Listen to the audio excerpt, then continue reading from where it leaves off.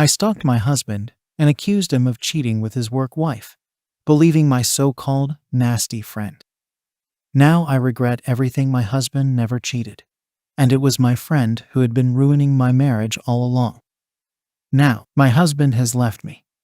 My husband 27M and I 26F have been together for 5 years and married for just over 3. We have a little boy who's almost 2, and we've started talking about having a second soon. He's a wonderful father, and honestly, I don't say that lightly. He's the kind who makes breakfast while carrying our toddler on one arm, makes ridiculous animal noises during story time, and knows exactly how to handle a teething meltdown. Our relationship, solid. Emotionally, physically, and sexually we were connected. He's thoughtful, affectionate, and still leaves little post-it notes on the fridge for me when I'm having a hard day. And I think I might have just completely shattered that. 3 weeks ago, a close friend of mine, who happens to work in the same department at my husband's company, called me after work sounding weirdly off. She said, "Hey, this is awkward, but I need to tell you something." I immediately assumed it was about a work issue or some office gossip. I didn't expect what came next. She said my husband had a work wife. I laughed at first because, honestly, that's such a ridiculous phrase, but she sounded serious. She told me this woman had joined his team about 3 months ago, and while they hadn't been working together previously, she was now directly collaborating with him. My friend told me she'd seen them talking often, walking to the cafeteria together, and sometimes sitting too close during team meetings. She even sent a couple of photos and videos. When I looked at them, though, nothing seemed odd. They were literally just talking, sometimes laughing, sometimes showing each other stuff on their laptops. To me, it looked like coworkers being, well, coworkers. Still, I was unsettled. My husband had mentioned a new person joining the project a while back. He said she was new and a bit overwhelmed with the workload, so he'd been helping her get up to speed. It had all sounded completely normal at the time. We have this open device policy. Both of us can look through each other's phones or laptops. Not because we don't trust each other, but because we always said we had nothing to hide. That night, while he was putting our son to bed, I opened his phone. Emails, Slack messages, texts, everything between him and this coworker was work-related. Task updates, questions about deadlines, the occasional dry joke about bugs in code. It all felt fine. I told myself I was being ridiculous, but I still asked him. I told him that my friend had mentioned seeing him around the office with this woman and implied something might be going on. He laughed, not in a mocking way, but in that, "Oh God, really?" kind of way. He said he'd been assigned to help her because their project was time-sensitive and she was new. He swore there was nothing remotely personal between them, not even friendship. He reassured me, and I believed him. I called my friend back and told her to drop it, that there was nothing to worry about. I explained that I'd checked his phone and there was literally zero indication of anything inappropriate. But she didn't let up. She kept saying there was something brewing, even if they hadn't kissed or touched. She called it an emotional affair in the making. That maybe it hadn't happened yet, but given the chance, it would. I told her flat out, unless she had something concrete, actual proof, to stop messaging me. She kept texting anyway. They had lunch alone today. They stayed late in a conference room. She touched his arm when she laughed. All these little breadcrumbs that, honestly, didn't add up to much.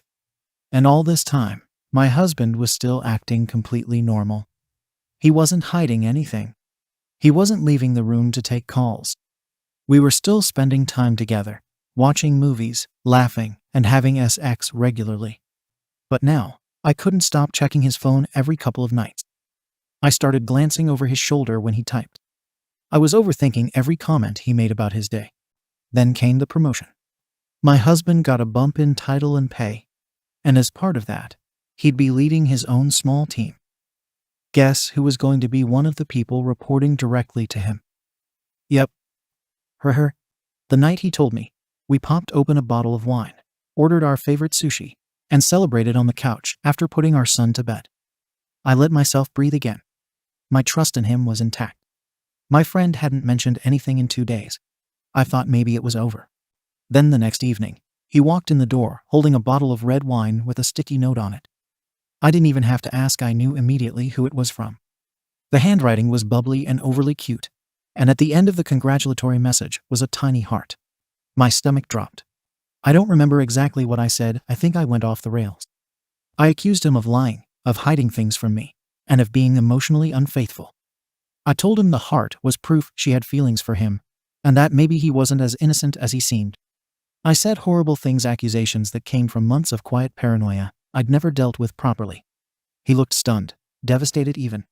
He denied it all, kept asking me where this was coming from. I didn't have an answer. Because I knew I didn't have proof. Just fear. The next day, I apologized. I sobbed through it. He held me and said he forgave me, but I could feel a weight settle between us. The easy, effortless closeness we had was just quieter. And then came the business trip. It was a short trip, about 5 hours away.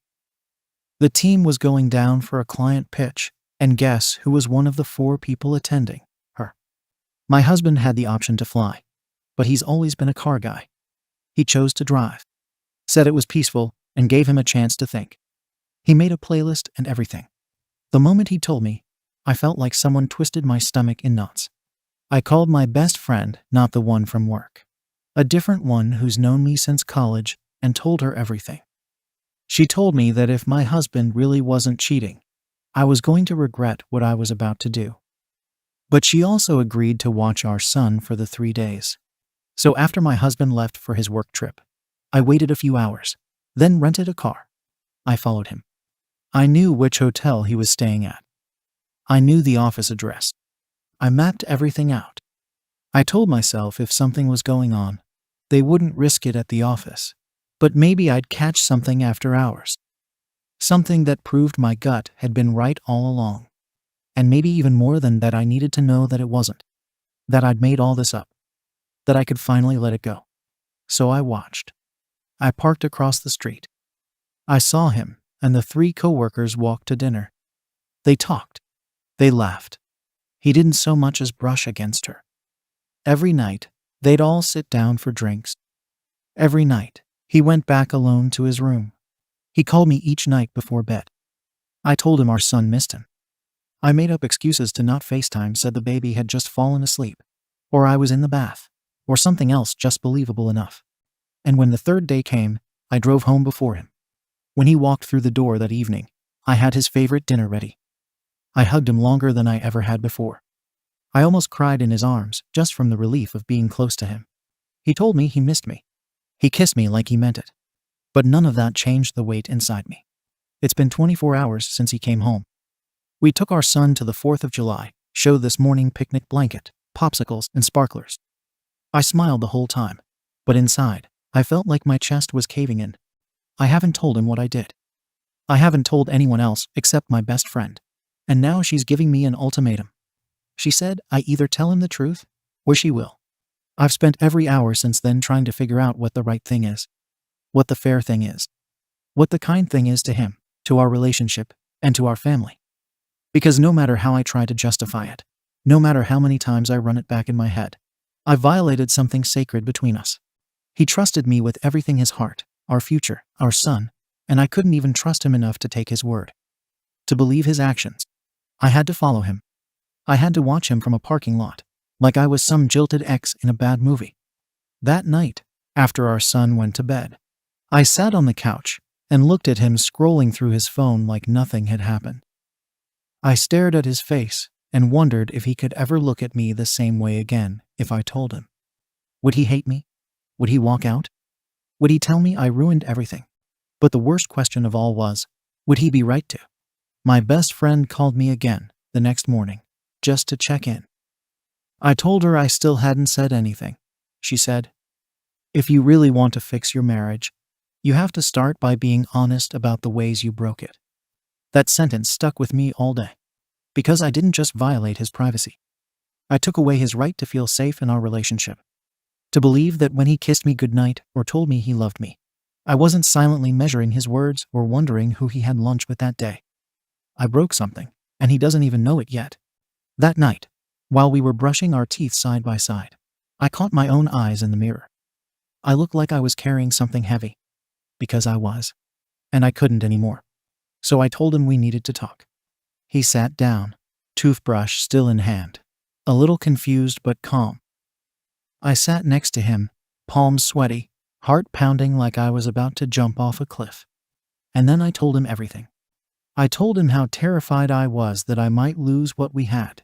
How his closeness to this woman had planted a fear I didn't know how to reason with. And then I told him the worst part, that I had followed him on his work trip, tracked his location, and watched him from a distance. He didn't say a word at first. He just looked at me. His face wasn't angry. It was stunned, silent, processing. And then he stood up and walked out of the room. My heart dropped so fast, I almost couldn't breathe. I thought maybe he was leaving, grabbing his keys, heading to his brother's place or his parents' house. But he didn't. He went into our son's room, sat on the floor by the crib, and just sat there with his head in his hands. I watched from the hallway, not wanting to interrupt. When he came back into our room 15 minutes later, his eyes were red but dry. He said, "I don't even know what to say. I feel like I've been walking around thinking everything was fine. And the whole time, you were building this case against me." That hurt. Because it was true. I told him I knew it was wrong. That I hated myself for doing it. That I wanted to trust him. But I let someone else's voice get louder than his. I told him that I saw nothing on the trip. That he was perfect. That I was the one who wasn't. He asked, "If I had followed you to another city, tracked your phone, watched you in secret, would you be okay with that?" I didn't even have to think. I said no. Because I wouldn't. I'd be devastated. He nodded. "That's how I feel right now." We talked for a long time. It wasn't pretty. There were long pauses. A few tears on both sides. He said he didn't know how to feel about me right now. That he still loved me. But he needed time to understand what this meant for our marriage. He said he didn't want to make any big decisions tonight, but that he needed to go stay with his brother for a couple of days to think. And so he packed a bag. He kissed our son goodbye the next morning. He looked at me for a long time before leaving. And now it's just me and my thoughts. Me and this weight I've put between us. He texts to check in on our son. But he hasn't said much else. And here I am, sitting in the silence I created, unsure of what's going to happen next. I don't know if he'll forgive me. I don't know if I deserve it. I don't know how long it'll take to rebuild the trust I tore down, or if it's even possible. But I know one thing. I knew it was wrong when I was doing it, but I needed to know for my own sanity. What do I do now? Comments. Comment 1. Drop your friend. She is deliberately trying to destroy your marriage and has been from the start. There's no other way to interpret this. She planted doubt, fed it daily, pushed you to ignore reality and evidence, and wouldn't stop until she got what she wanted. Your trust in your husband shattered. Tell your husband everything, as you have explained it here. Apologize for not trusting him, for letting paranoia override logic, and for letting a third party invade your marriage. Then block your friend and never speak to her again.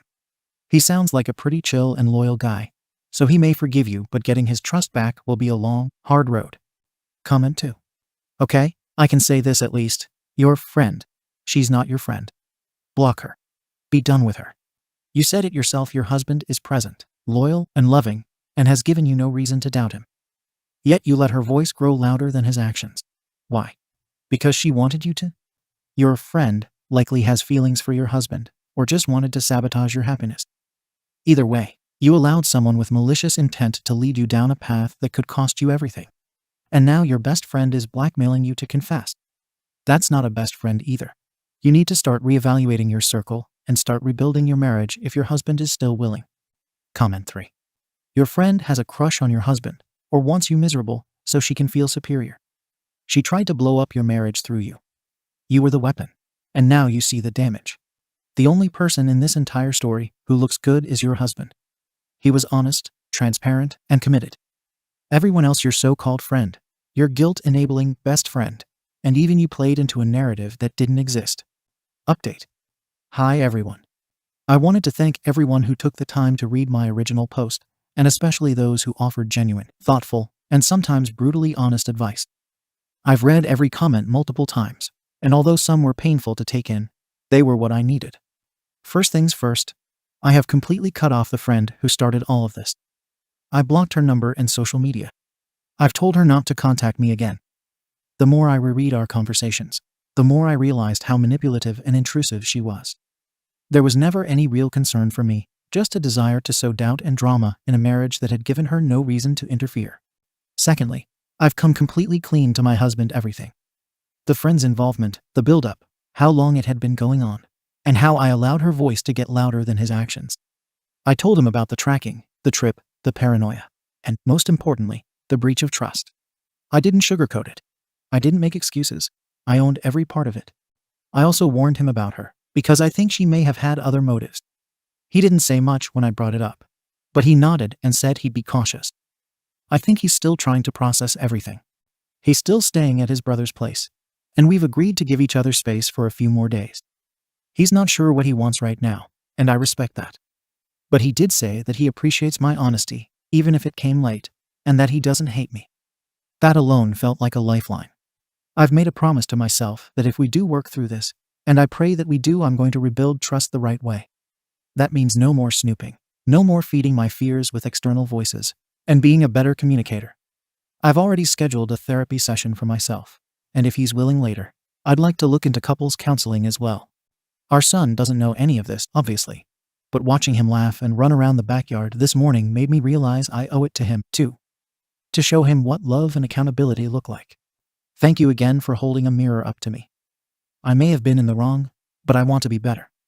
I can't promise my husband will forgive me, or that we'll come out of this the same, but I'm going to fight like hell to rebuild what I broke. Thank you for watching the video. If you are interested in listening to these kinds of stories, we've got more in store for you. Simply subscribe to our channel, hit the like button, and share it with your friends.